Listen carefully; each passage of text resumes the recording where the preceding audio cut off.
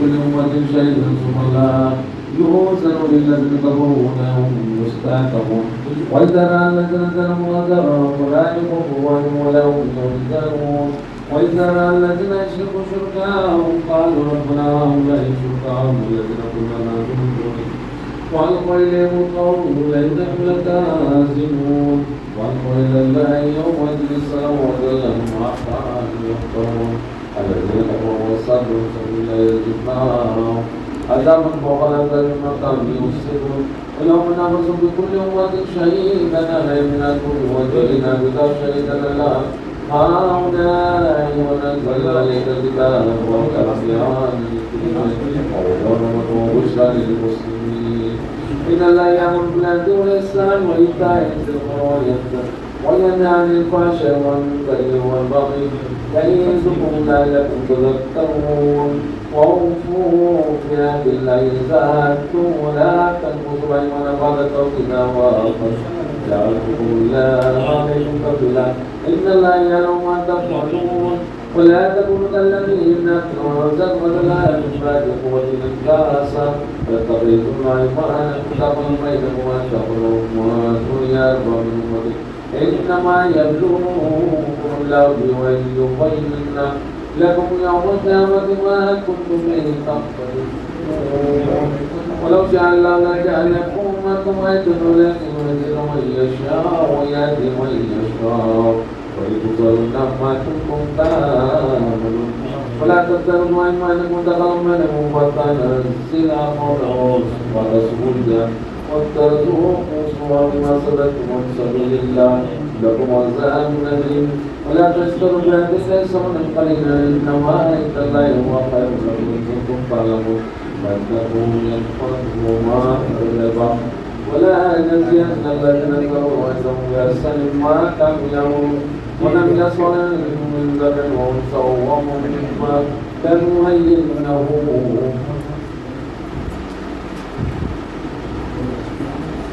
لا جرم أنهم بالآخرة هم الخاسرون ثم إن ربك الذين أجروا من بعد ما كتبتم وجاءت وصبروا إن ربك من بعد يلقوا يوم تأتي كل نفس بذات والنفس وتوفى كل نفس ما عملت وهم لا يظلمون وكل مصر خيرات كان قبل عاملة مطمئنة يأتيها رزقها رغدا من كل مكان وتوالت بينهم بالله وذاقهم الله البار لباس الجوع والخوف بما كانوا يصنعون لقد جاءهم رسول فكذبوا بعضهم لذاقهم الظالمين فقل الملك قل له لا طيبا واشكروا نعمة الله إن كنتم فيها مختلفون إنما الملك من توكل ويأمر بالمعروف وينهى عن المنكر ومن اشترى بين بعض الآيات فإن الله غفور رحيم ولا تقولوا لما تصف ألسنتكم الكذب فهذا لن وهذا لن تفتروا على الله الكذب إن الله يفترون على الله الكذب ولا يفلحون متاع قليل ولهم عذاب أليم والذين أكبرنا وأخذنا عليك بالقول وما ظلمناهم ولكن كانوا نصم يظلمون ثم إن ربك للذين أنفسوا بذلك ثم تاب من بعد ذلك وأصلحوا إن ربك من بعدها لغفور رحيم إن إبراهيم كان أمة قانتا لله حنيفا ولم يكن من المشركين شاكرا لأمه لأنه اجتباه وهداه إلى صراط مستقيم وآتيناه في الدنيا حسنة وإنه في الآخرة لمن الصالحين ثم إليك نتبع ملة إبراهيم حنيفا وما كان من المشركين إنما أنزل السبت الذين ظلموا وإن ربك لا يحكم بينهم يوم القيامة بما كانوا يختلفون أدعو إلى السبيل ربك بالحكم والموعظة الحسنة وجادل بالتي هي أحسن إن ربك هو الأعلم بمن ضل عن السبيل وهو أعلم بالمهتدين وإذا أخذتم فآخذوا بمثل ما عوقبتم به ولئن صبرتم لهو خير للصابرين وبما الصبر فإلا بالله ولا تحزن عليهم ولا تكن ما يكون إن الله مع الذين اتقوا والذين هم المحسنون.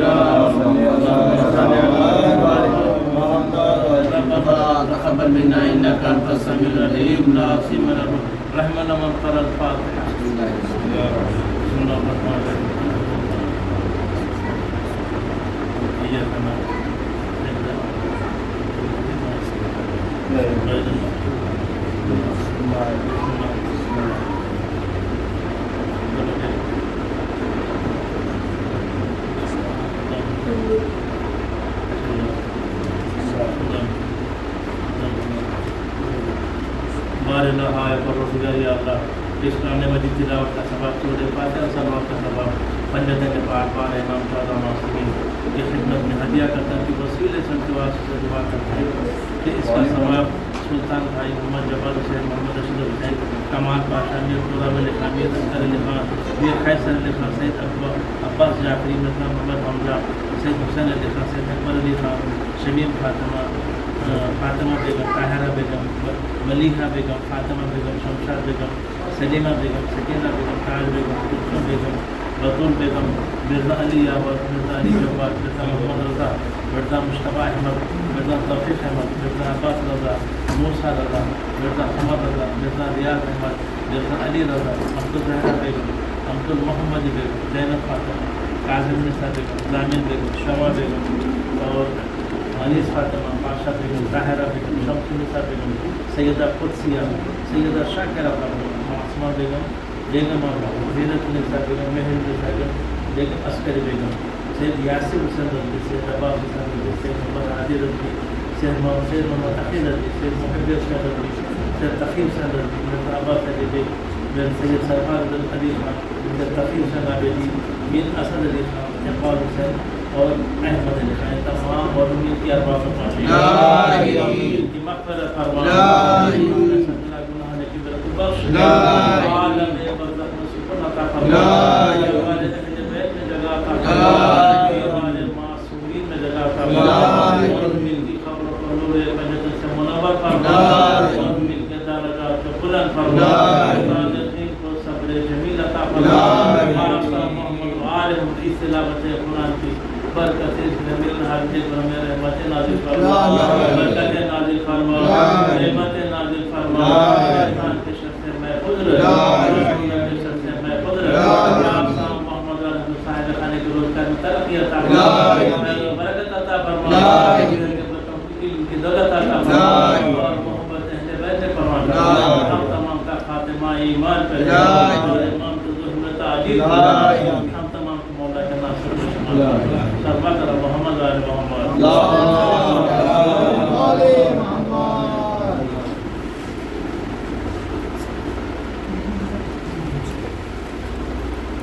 فاتحہ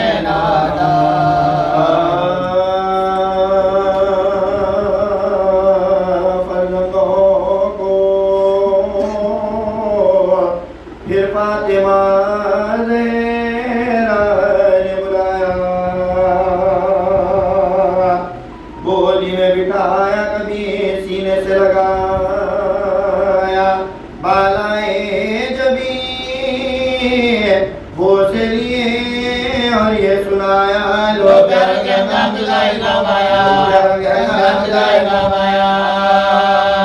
اب تم سے جدا ہوتی بطولے ذرا ہے یہ آخری زہرا نے تمہیں پیار کیا ہے یہ آخری زہرا نے تمہیں پیار کیا ہے حیدر سے کہا ان کو نہ پہنچے کوئی ذات یہ ہے میرے پیارے کبھی ان کو نہ دھرکنا اور آپ سے ایک عرض یہ اب کرتی ہے زہرا پڑھیو میرے راجہ میں نماز ہے میرے مولا پڑھیو میرے راجہ میں نماز ہے میرے مولا غربت میں نہ ان دونوں کی طلبائیو صاحب بچوں کو میرے قبر بدلائیو صاحب بچوں کو میرے قبر بدلائیو صاحب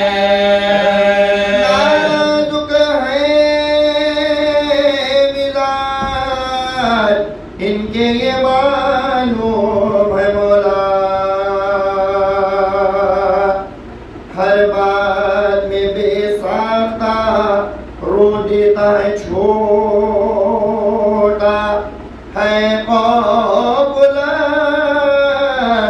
جائے نہ سینے میں کلیجہ تمہیں قبر راجوانی رونے نہ دینا تمہیں قبر راجوانی رونے نہ دینا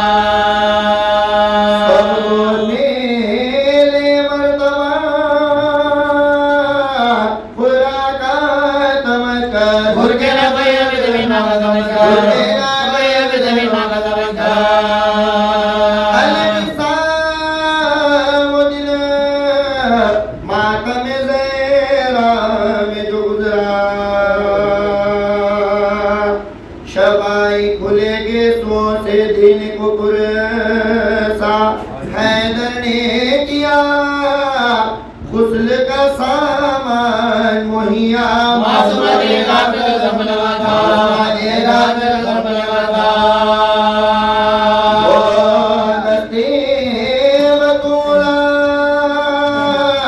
حمیدہ نظر آیا یہ دیکھتے مخالی کے نگر آیا مخالی کے نگر آیا زہرا کے جو کپڑانے لگے میت زہرا زینب نے کہا ہاتھوں سے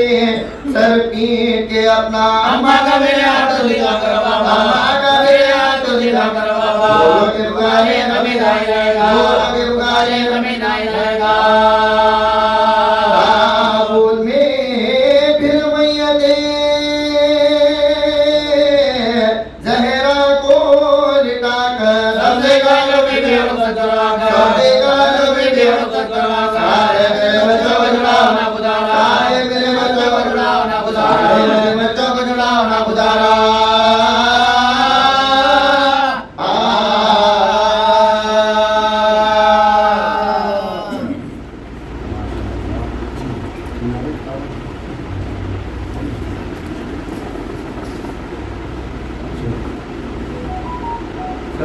اللهم صل على محمد وعلى محمد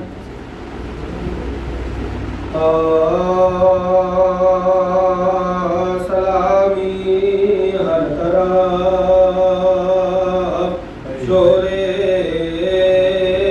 بکا ہے ودائے حضرت مرشد گشائے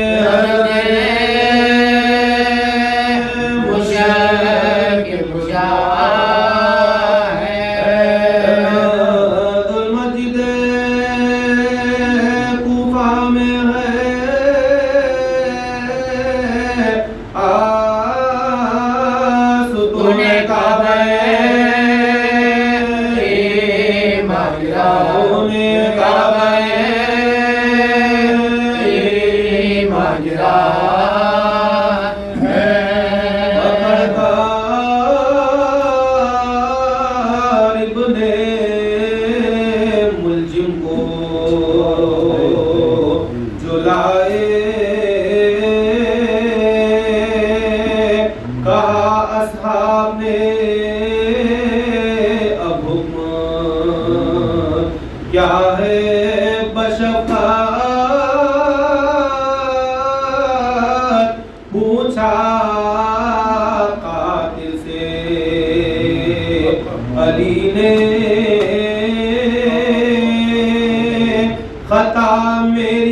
یا تیری قطع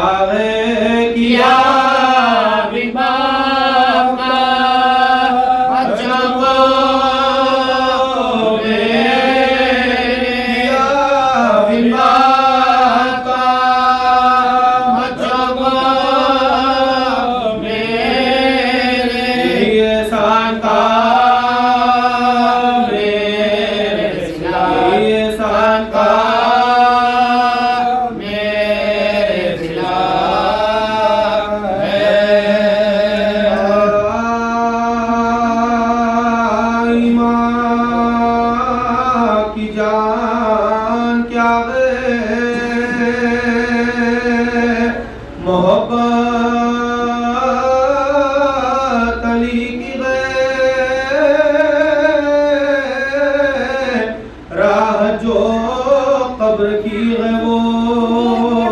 الفت علی کی غیر ساغل بکف سب سقاوت علی کی غیر قاتل کو دیا ماوا مرابات علی کی ہے قاتل کو دیا ماوا مرابات علی کی ہے عادل ہو پیشوا ہو مدار المغام ہو نبی کے بعد تو ایسا امام ہو نبی کے بعد تو ایسا امام غلام تیری مصیبت کے یا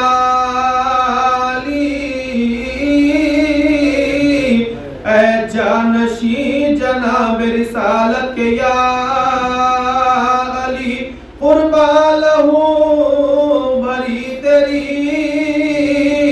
صورت کے یا علی ایام تیری شہادت کے علی ایام تیری شہادت کے علی یہ ظلم میں جاتے ستم میں سبب ہوا تلوار تیرے دربار کی کیا مطلب ہوا تلوار تیرے دربار کی کیا مطلب ہوا مولا شگافتہ ہوا سجدے میں سر تیرا سید تباہ ہو گیا کوفے میں گھر تیرا سرور علم دلوں کو گئے شام و سحر تیرا آقائنی دلوں میں ہوا تھا سفر تیرا آقائنی دلوں میں ہوا تھا سفر تیرا عالم سے بے خبر تھے خضوع و خشوع میں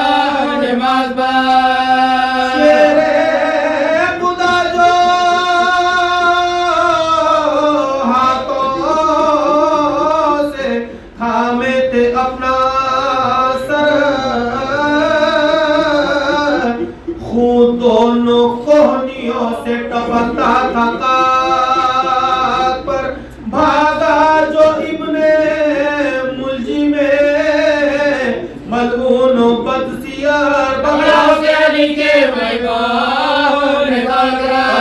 उसे अली के मैदान दादरा लावे जो हाथ बांध के मौला के सामने आखिर मुस्कुरा के नजर की माने आतिफा मुस्कुरा के नजर की माने फरमाया मैंने कौन सी की थी तेरी खता पादाश ने कियों की यही गए जहां में क्या क्या मैं बुराई मानता है मान ये जबा रोया जो सर झुका के तो मौला ये का रोया जो सर झुका के तो मौला ये का इस दर्द में भी सबके मरज की दवा आखिरत के आके मुश्किलें कुशाया दोनों के आके मुश्किलें कुशाया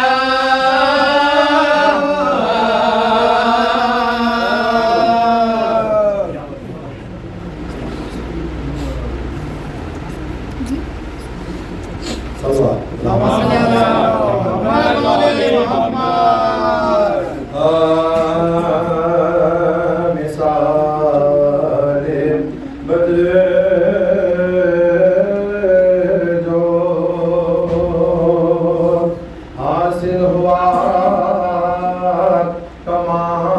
कमाल मुझे घटा घटा के फला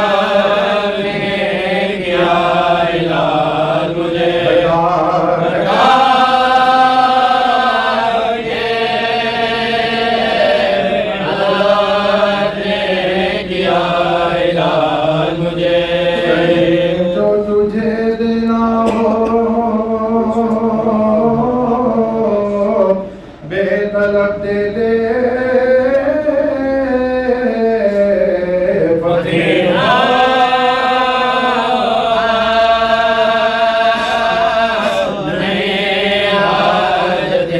सवाल मुझे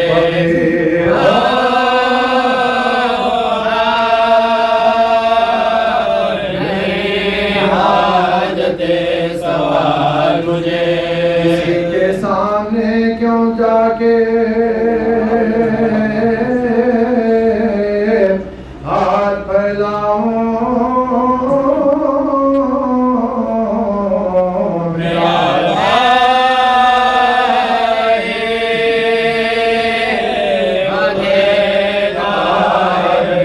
सवाल मुझे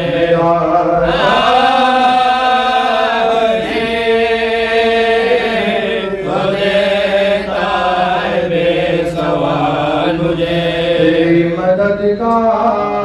फकत या अली भरोसा है किसी के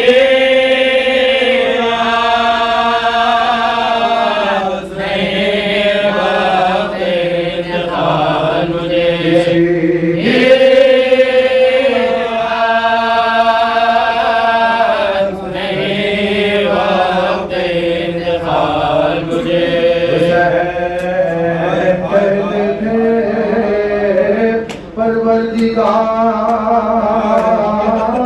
परवरदिगार रहियोगा के कितने लगे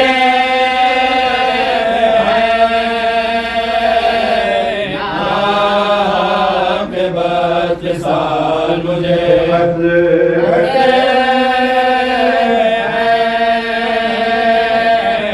आपके बस साल मुझे जो खातिमा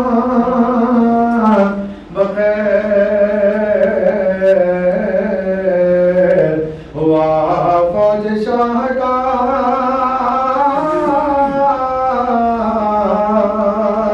कौसर کوثر پار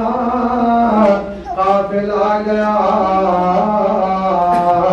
پیاسی سپاہ کا گھر لٹ گیا جناب رسالت پناہ کا قابل دیا یہ دعویٰ کا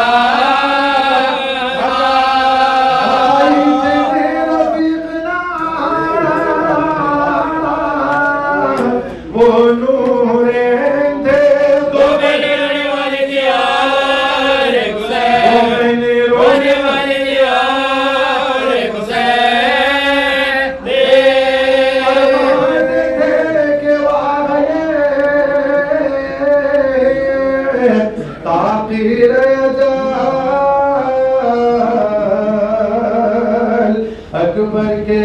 بعد کون سا تھا عزیز کا محل اب مجھ کو ایک برس کے برابر ہے پر بتایا گیا ہے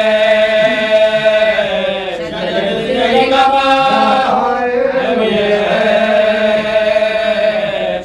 زندگی کا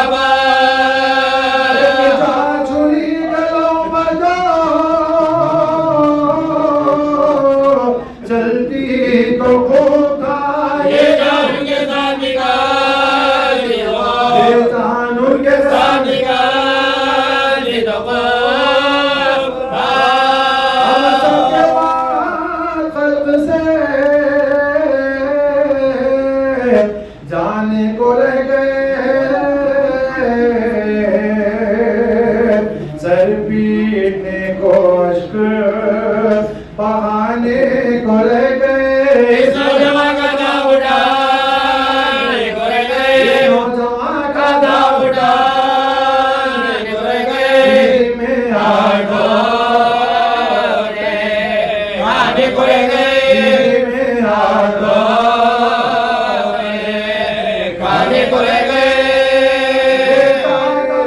قبل جو دم انتقال نہیں کوئی کے گلو تو سوال نہیں کوئی کے گلو تو سوال لے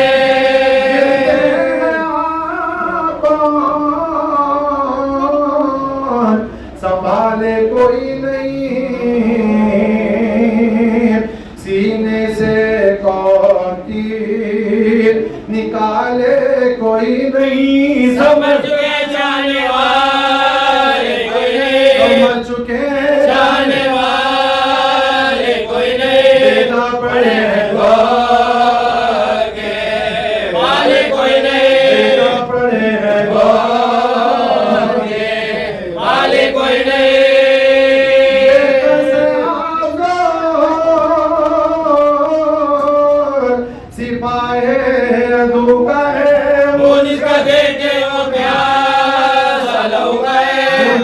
دیکھے وہ پیاسا لوگا ہے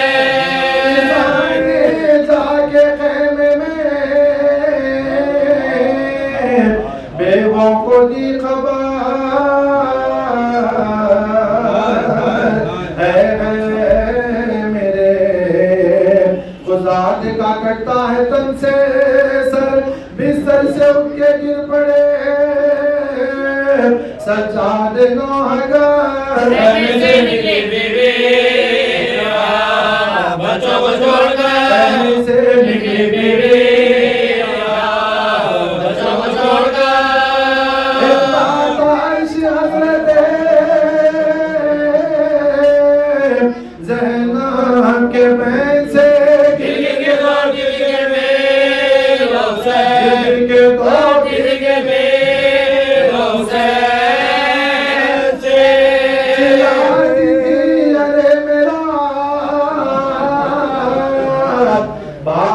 کس طرح لوٹی ہوئی علی کی کمائی ہے کس طرح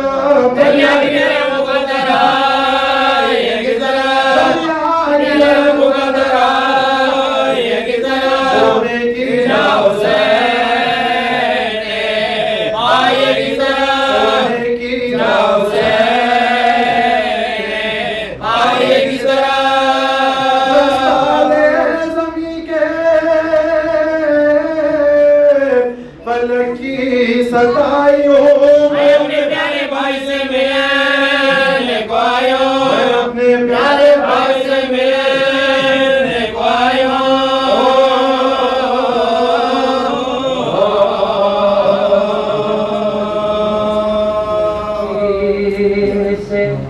सिबते पयाम्बर बात मेरे न रोना सकीना, जिद ना करना मुझे याद करके, माँ की गोदी में सोना सकीना, बोले बेटी से सिबते पयाम्बर मांगे न रोना सकीना। हम बहुत दूर जाएंगे बीवी, अब ना सूरत दिखाएंगे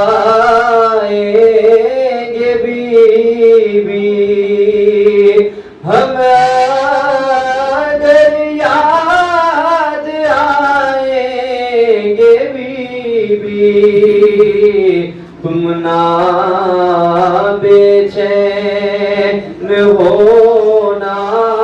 सकीना, बोले सिबते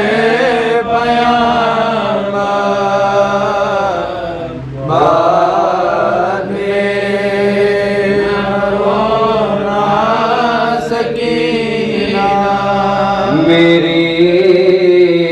फुरखत में गिरिया करेंगे, या उन्हें याद आ जाए असगर, माँ को रोने न देना तू दिल पर, मुँह पर मुँह के सोना सकीना। बीबी आए तुम्हें घर मेरी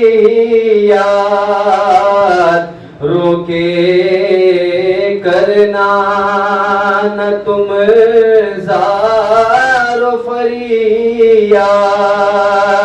वरना तुम पर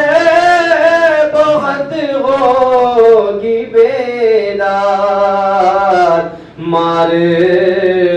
खाना न रोना सकीना, बाद मेरे तो दुखी यारी होगी,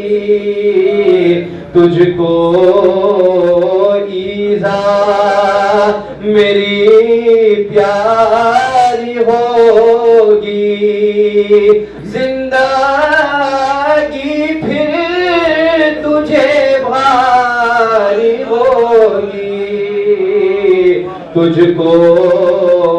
है खैद होना सकीना, हम तो सोएंगे माँ बैन मख्तल, याद में मेरी तुम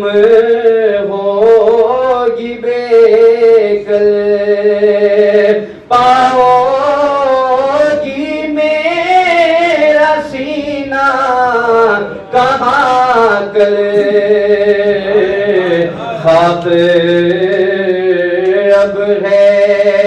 بچھونا سکینہ بولے بیٹی سے سبت پیامبر بات میرے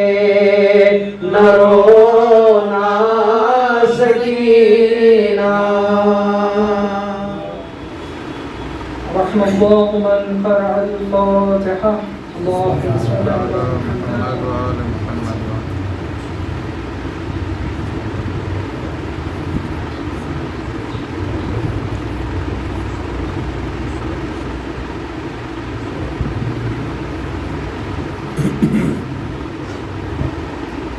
أعوذ بالله من الشيطان الرجيم.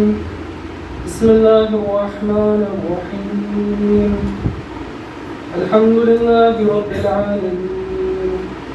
الصلاة والسلام على أشرف الأنبياء والمرسلين خاتم النبيين رحمة للعالمين أبي القاسم محمد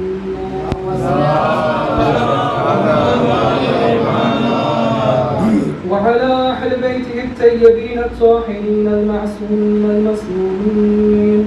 وأصحابه المنتجبين.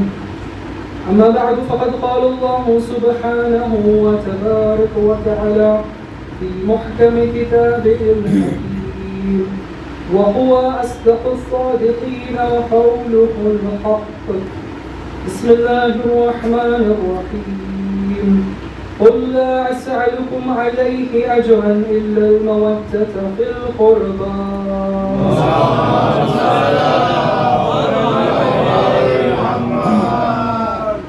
عزیزان گرامی، جس آیت مبارکہ کو سرنامہ سخن میں قرار دیا ہے، اس میں پروردگار عالم اپنے حبیب سے ارشاد ہو کر فرماتا ہے کہ اے حبیب کہہ دیجیے ان سے کہ اجر رسالت میں کچھ نہیں چاہتا سوائے یہ کہ میرے پروردگار کی محبت. تو اس آیت کے پیش نظر واقعہ کچھ ایسا ہے کہ چند مسلمان جمع ہوئے اور وہ کہنے لگے کہ یا رسول اللہ، آپ نے ہم پر احسان کیا، آپ نے ہمیں انسان بنایا، انسان سے مسلمان بنایا، ہمیں تاریکیوں سے نجاستوں سے نکالا اور نور اور پاکیزگی کی ہدایت کی. آپ کا احسان اتنا ہے کہ ہم اسے چکا نہیں سکتے، لیکن ہم کچھ لائے ہیں اس دنیا سے، کچھ مال و دولت، اور تاکہ آپ کے اس احسان کا ہم کچھ بدلہ چکا سکیں. تو رسول اللہ کے لیے یہ فرمایا ہے اللہ نے کہ رسول کلام ہی نہیں کرتے جب تک کہ اللہ کی وحی نازل ہو. سبحان اللہ. لہٰذا اس مقام پر رسول اللہ خاموش ٹھہر گئے. اسی اثنا میں جناب جبرائیل علیہ السلام آیت لے کر آئے، اور وہ آیت جو ابھی میں نے آپ کو تلاوت کر کے سنائی. تو اب پتہ یہ چلتا ہے کہ اگر ہم واقعی طور پر اجر رسالت ادا کرنا چاہتے ہیں تو اہل بیت علیہ السلام یعنی رسول اللہ کے قرابت داروں سے محبت کریں. اور یہ محبت کا تقاضا اور ایک مثال یہی ہے کہ آپ لوگ فرش عزا پر آئے ہیں اہل بیت کی محبت، کیونکہ کل امام حسن مشتبہ علیہ السلام کی ولادت باسعادت تھی.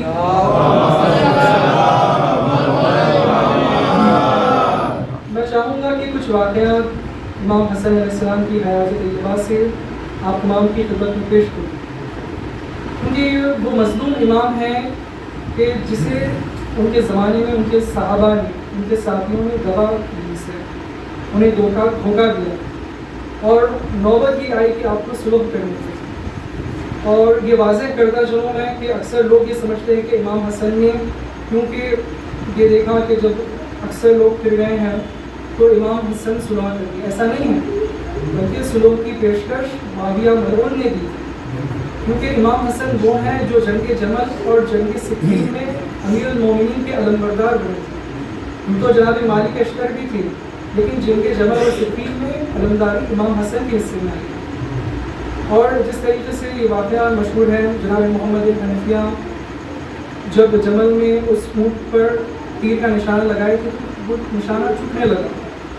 لیکن جب امام حسن نے نشانہ لگایا تو پہلا تیر اس کے پاؤں میں پیوست ہوا۔ امیر المومنین نے فرمایا تھا کہ یہ اونٹ گناتا نہیں ہے بلکہ یہ شیطان ہے، اس سے تیر مارا جائے۔ لہٰذا جناب محمد حنیف یہاں سے ہو نہ سکا، اور امام حسن آئے، امیر المومنین نے کہا حسن بیٹے آپ تیر چلائیں، تو امام حسن آئے اور پہلا تیر چلایا، اس ناحے کے پاؤں پر لگا، اور امام حسن نے جب دوسرا تیر لگایا تو اسی تیر کو پار کرتا ہوا اسی جگہ پہنچا، تیسرا تیر چلایا اور وہ بھی اسی جگہ پر دوسرے تیر کو پار کرتا ہوا پہنچا۔ یعنی آپ اس شجاعت دیکھ سکتے ہیں امام حسن کی، اور امام حسن کا فنون حرب دیکھ سکتے ہیں۔ لیکن ہمارے یہاں بیان نہیں کیا جاتا زیادہ، کیونکہ امام حسن بے شک شجی تھے، اہل بیت کے گھرانے والوں پر شخص ہر معصوم شجی ہیں، لیکن امام حسن کریم تھے۔ یعنی امام حسن جس طریقے سے اللہ جبار بھی ہے اور کریم بھی ہے، لیکن ہم اللہ کی کریمی کا، اللہ کی رحمانیت کا زیادہ ذکر کرتے ہیں، اسی طریقے سے امام حسن کی کریمی کا زیادہ جو ہے ذکر ہوتا ہے۔ امام حسن مجتبیٰ علیہ السلام کا دسترخوان کافی مشہور ہے، یعنی کوئی عرب میں، کوئی مدینہ میں، حجاز میں اگر کوئی مسافر آتا تو اسے کسی کھانے پینے کی اور رہائش کی کوئی تکلیف نہیں ہوتی تھی مدینے میں، کیونکہ امام حسن کا وہ انتظام رہتا تھا۔ اور اسی پر ایک واقعہ ہے، ایک شخص آیا جو نادار تھا اور دسترخوان پر بیٹھا، کھانے لگا اور ساتھ میں اپنے ساتھ کچھ غذا ایک پوٹلی میں اس نے بھرنی چاہی۔ امام حسن نے جب دیکھا، متوجہ ہوئے تو فرمایا کہ بھائی تو آرام سے کھا لے، میں تجھے اور لا کر دے دیتا ہوں الگ سے۔ لیکن اس شخص نے کہا نہیں، یہ میرے لیے نہیں ہے، یہ اس شخص کے لیے ہے جو میں ابھی دیکھ کر آیا ہوں باغ میں روٹی کھا رہے سوکھی ہوئی۔ امام حسن پہچان گئے اور آپ نے کہا وہ میرے بابا ہی ہیں امیر المومنین، وہ ایسی ہی غذا تناول کرتے ہیں۔ بہرحال امام حسن مجتبیٰ علیہ السلام کی جو شباہت ہے رسول اللہ سے کافی آپ مشابہ ہیں، اور احادیث میں یہ وارد ہوتا ہے کہ سر کے بال سے آپ شکم مبارک تک رسول اللہ کی شریک ہے، اور امام حسین شکم مبارک سے پاؤں تک رسول اللہ کی شریک ہے، اور اگر سر سے پا تک اگر کوئی شہید تھے تو وہ علی اکبر علیہ السلام تھے صلوات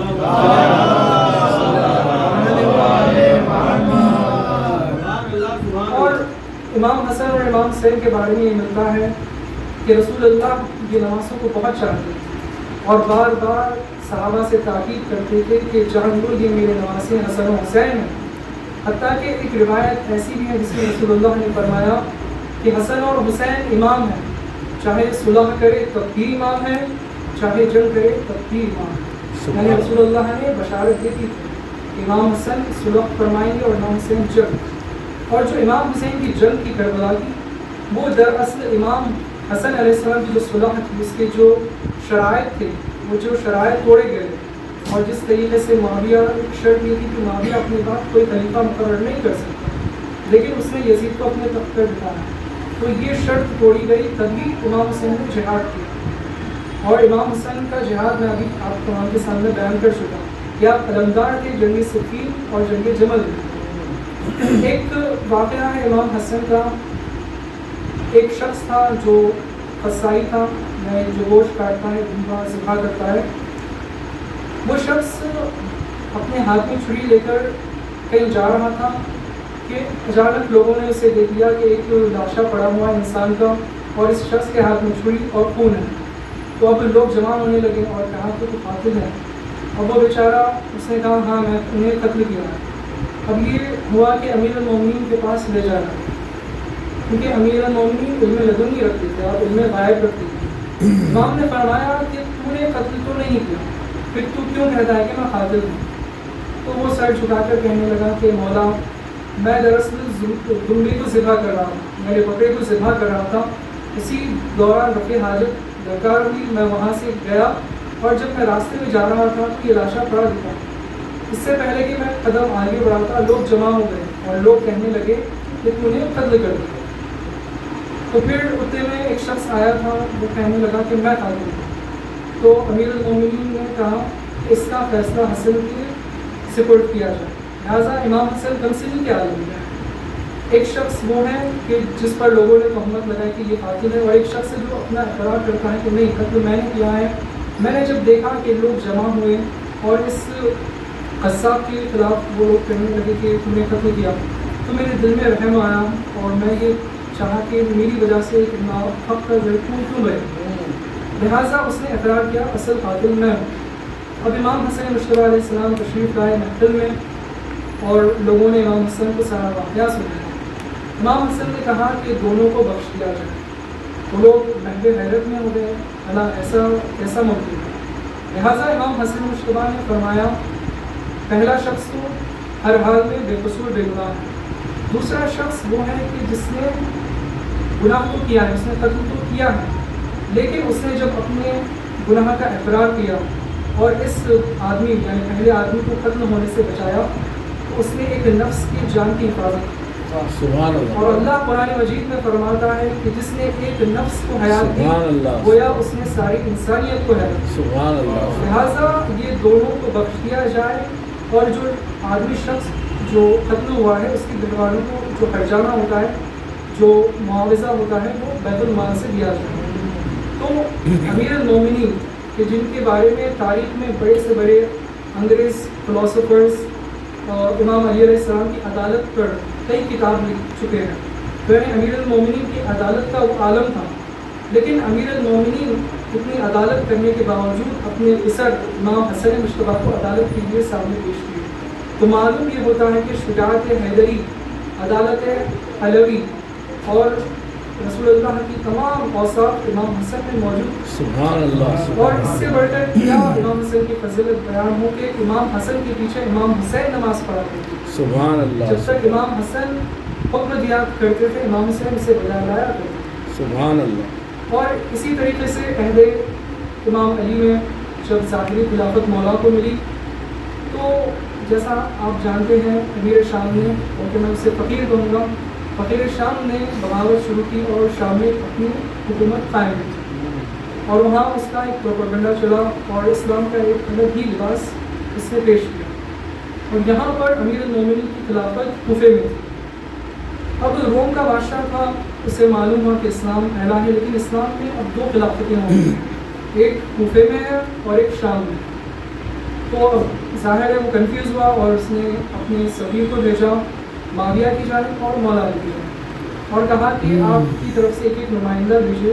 میں انہیں مدعو کرنا چاہتا ہوں۔ لہٰذا معاویہ کی طرف سے یزید ملعون گیا اور امیر المومنین کی جانب سے امام حسن مشتبہ علیہ السلام تشریف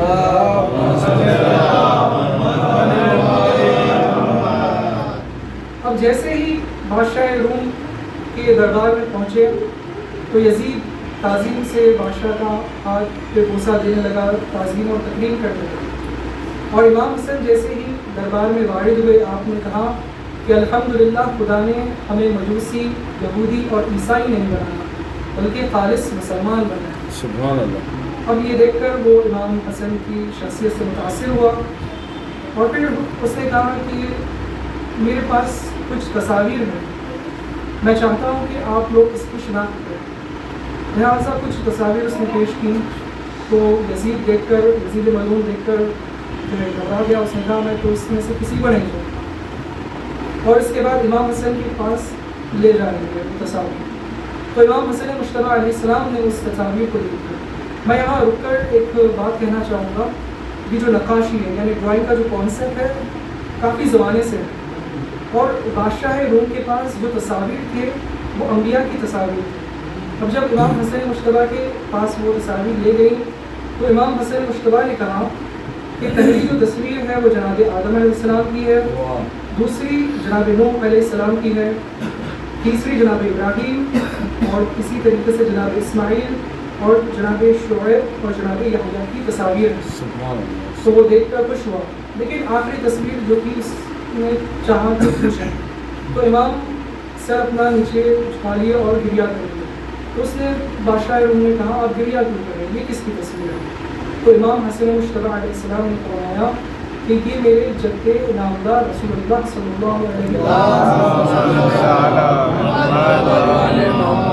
یہ میرے نانا کی تصویر ہے۔ تو اب اس نے کہا کہ میں چاہتا ہوں کہ کچھ سوال کروں آپ سے تاکہ اسی طریقے سے فیصلہ ہو جائے اسلام کی خلافت جو شام میں ہے اور کوفہ میں وہ کون سی خلافت حق پر ہے۔ لہٰذا اس نے جو ہے سوال کیا کہ آپ بتائیں کہ وہ کون سی مخلوق ہے جو بغیر ماں باپ کے پیدا ہوئی. اب جو ہے کیونکہ وہ جان چکا تھا یزید کو تصاویر دیکھ کر ہی پہچان نہ سکا تو اس نے یزید سے سوال کرنا بھی گوارا نہیں کیا. لہٰذا امام حسن علیہ السلام نے اس کے سوال کو ملاحظہ فرمایا اور آپ نے جواب دیا کہ 7 مخلوقات ایسی ہیں جو بغیر ماں باپ کے اس دنیا میں آئی ہیں. تو وہ تو سمجھا کہ ایک مخلوق ہوگی یا 2. وہ محب حیرت سے جو ہے کہنے لگا کہ بتائیے کتنے جو ہے کیا مخلوقات ہیں. تو امام حسن مجتبیٰ علیہ السلام نے فرمایا کہ حضرت آدم علیہ السلام بغیر ماں باپ کے آئے ہیں پہلے, اور دوسرے جناب حوا یعنی جناب آدم کی اہلیہ وہ بھی بغیر ماں باپ کے آئی ہیں, اور تیسرے دنبے ابراہیم علیہ السلام یعنی جب جناب اسماعیل علیہ السلام کو جناب ابراہیم راہ خدا میں قربان کر رہے تھے تو جو دنبا آیا تھا وہ بغیر ماں باپ کے پیدا اور مخلوق ہے خلق کیا گیا بغیر ماں باپ. اور چوتھا ہے ناقہ صالح. جناب صالح جو نبی تھے ان کا ناقہ مشہور ہے, اور اس ناقے کو قتل کرنے کے بعد جناب صالح کی قوم پر جو عذاب نازل ہوا تو جناب صالح کے ناقے کا اتنا احترام ہے. تو جس طریقے سے خیر یہ تو جناب صالح کے ناقے کا احترام تھا, لیکن آج جو ہم زوجنا کی شبیہ بنا کر احترام کرتے ہیں تو لوگ ہم پر اعتراض کرتے ہیں کہ یہ شبیہ کیوں بنا کے گھوڑے کی آپ لوگ کیوں کرتے ہیں. تو ہم گھوڑے کا احترام نہیں کرتے بلکہ اس پر امام حسین علیہ السلام کے زوجنا کی شبیہ بنا کر ہم اس کا احترام کرتے. اور یہ سنت انبیاء کی ہے, کیونکہ اگر ناقہ صالح کا احترام اللہ نے قرآن میں رکھا ہے تو یہ تو فخر صالح ہے امام حسین علیہ السلام, تو کیا زوجنا کا احترام کیا ہے. تو یہ کہ چوتھا ناقہ صالح, اور 5واں ابلیس یعنی ابلیس جس کو اللہ نے آگ سے کم کیا اس کے ماں باپ میں. اور چھٹے جناب موسیٰ علیہ السلام کا عصا یعنی وہ عصا جس کو آپ معجزات اپنے معجزات جو ہے ظاہر کرنے کے لیے استعمال کرتے تھے, وہ عصا جب فرعون کے دربار میں جب جناب موسیٰ علیہ السلام نے وہ رسیوں کے درمیان پھینکا جو کہ ظاہری طور پر صاف نظر آ رہے تھے تو وہاں اژدہا وجود میں آیا, اور وہ اژدہا بغیر ماں باپ کے تھے. اور 7ویں وہ کوا جس نے قابیل کی رہبری کی جناب حابیل کی دفن. یعنی آپ جیسے جانتے ہیں جناب آدم علیہ السلام کے 2 فرزند تھے حابیل اور قابیل, جس میں قابیل بدماش تھا جس نے قتل کیا تھا جناب حابیل کو. تو وہ کوا اللہ سبحانہ وتعالیٰ نے 2 کوے جو ہے وجود میں لائے تھے, خلق کیے تھے جو بغیر ماں باپ کے پیدا ہوئے,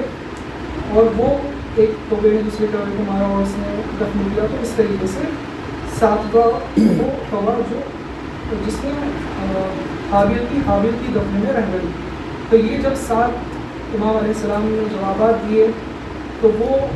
پہلے آپ نے جیسا سنا کہ یزید اس کا احترام کرنے لگا اور اس کا حصہ دینے لگا. اب یہ آدم ہوا کہ بادشاہ روم اپنی مسنت سے اٹھا, امام حسن کی تعظیم اور تکریم کرنے لگا اور امام حسن کا بوسہ دیا ہاتھ کا اور کہنے لگا کہ بے شک بھی خلافت حق پر ہے. صلوات.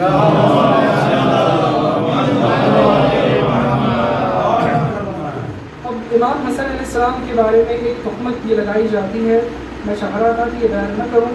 لیکن اکثر آج کل سوشل میڈیا پہ یہ ہے کہ معاذ اللہ جانے امام حسن سے جو ہے 120 شادیاں ہوئی ہیں, آپ نے کی ہے. لوگ آپ کو لاتے تھے, اپنی بیٹیاں دیتے تھے اور کہتے تھے کہ ہماری نسبت اگر آپ سے ہو جائے تو ہم بھی سعادت کی خاندان سے ہوتے ہیں.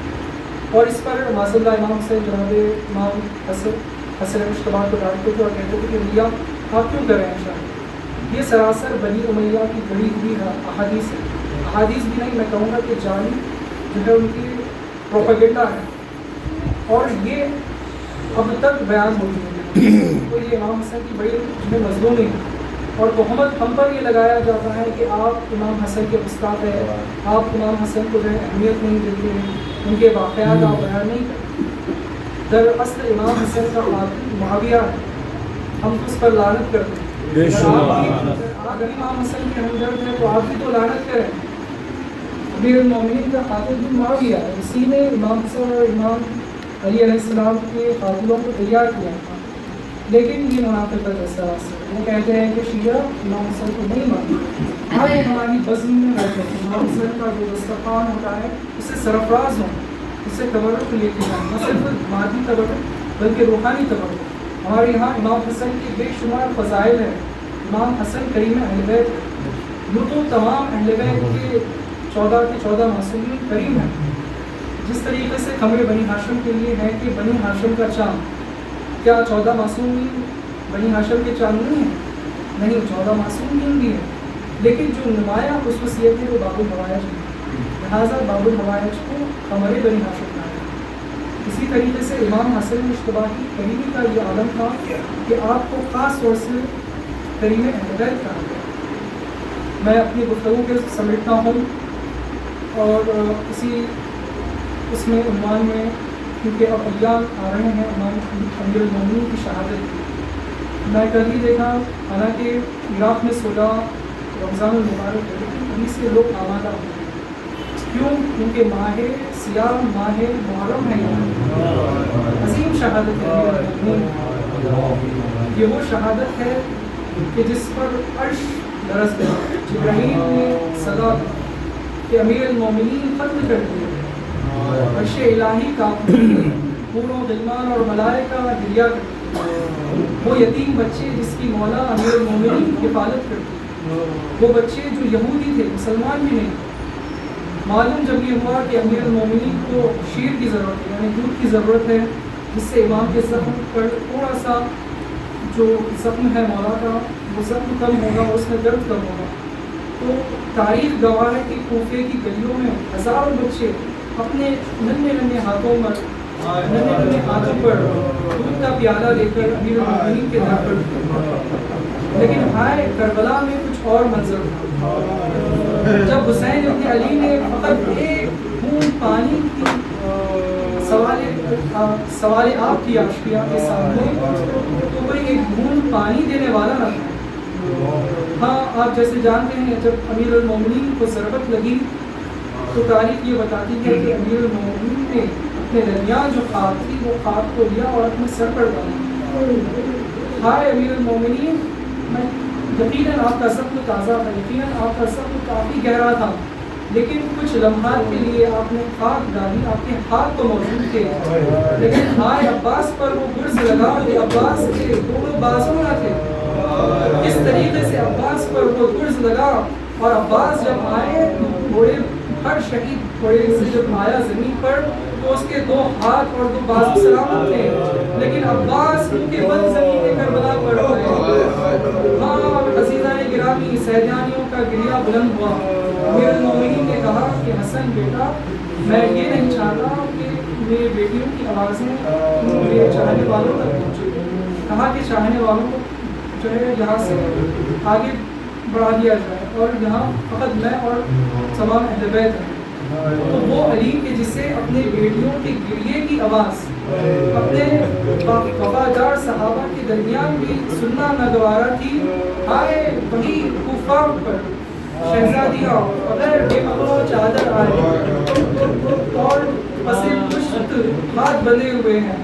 اور لوگ یہ کہتے ہیں کہ یہ باغی کی بہن ہے، لوگ صدقے کے کھجور پھینکتے ہیں، لوگ گرم پانی ڈالتے ہیں، لوگ پتھر اور آگ پھینکتے ہیں، یہ عالم ہو گیا تھا سادات کا۔ ہاں عزیزان گرامی، ہر غم بے شک اہل بیت کا ہمارے لیے بڑا دردناک ہے، لیکن جب ہر غم کی معراج دیکھی جائے تو وہ غم ہمیں حسین ابن علی، ہم نے دیکھے کہ 72 ٹکڑے جگر کے جناب حسن مشتبہ کے بہن نے دیکھے، لیکن اس بہن نے قلعہ زینبیہ سے حسین ابن علی کا سلسلہ ہوتے ہوئے دیکھا،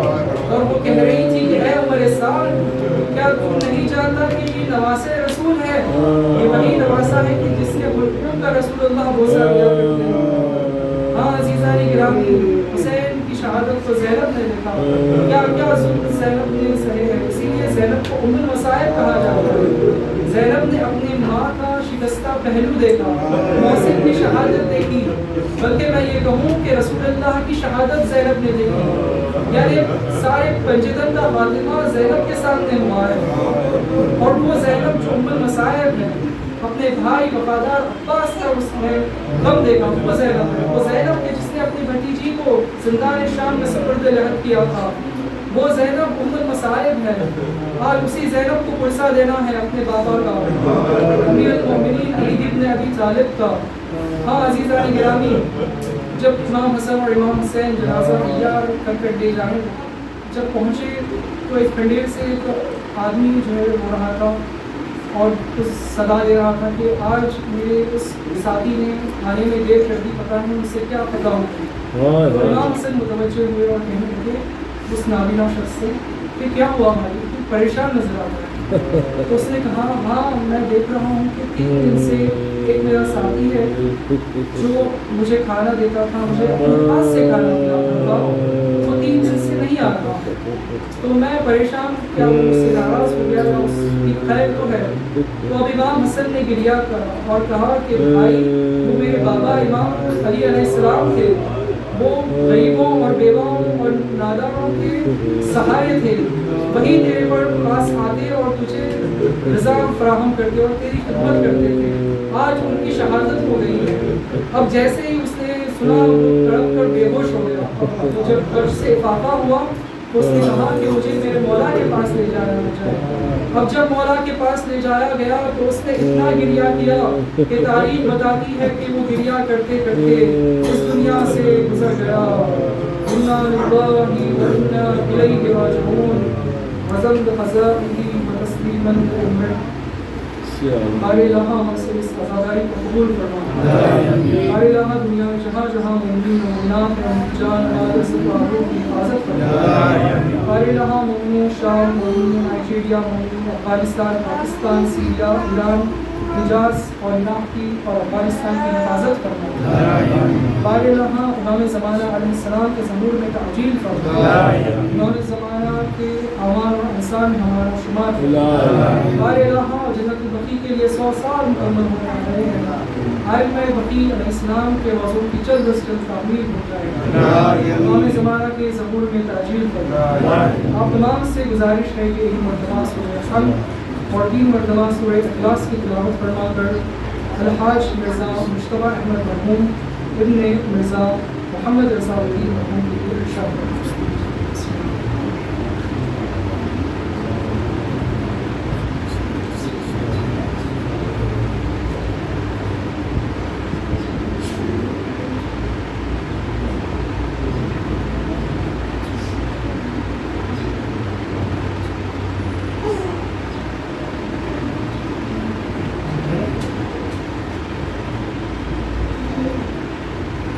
نماز پڑھانا ہے. آپ تمام وضو کر آباد مجھے واپسی مولانا احسان حسین. اللهم عليك يا مولاي يا ابا عبد الله، السلام عليك يا ابن رسول الله، السلام عليكم يا سائر الشهداء كربلاء جميعا، خصوصا من سيدي